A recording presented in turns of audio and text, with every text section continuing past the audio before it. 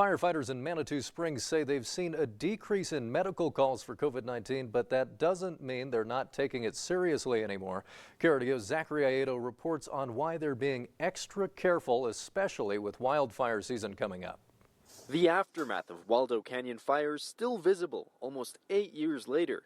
And although it didn't reach people in Manitou Springs, thousands still evacuated. Many residents still practice the lessons they learned that day. We have that kind of figured out what we would do in the case of an emergency and how we would evacuate as soon as possible. We work diligently every year to remove as much debris and vegetation touching or close to the house.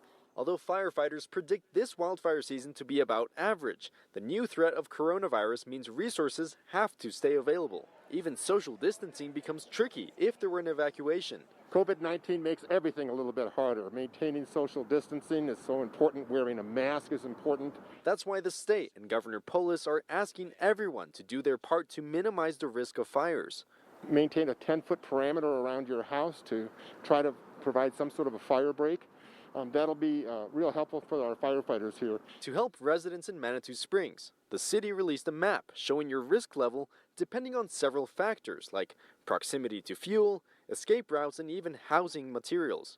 For LEAH SHIPSTEAD, who lives in an extreme risk area, she recognizes the importance of helping firefighters tackle both issues this year. You know, we all need to do our part to try to minimize the potential for starting a wildfire or for any kind of response that those folks would be needed for. And the Manitou Springs Fire Department stays hopeful. The world will get better. We just have to have patience, be safe, and we'll all get through this. That was Zachary Aedo reporting. An average year for wildfires doesn't really sound that bad, but to put it into perspective, on an average year, the state has 4,500 wildfires that burn around 168,000 acres. Governor Polis is asking us to alleviate those figures.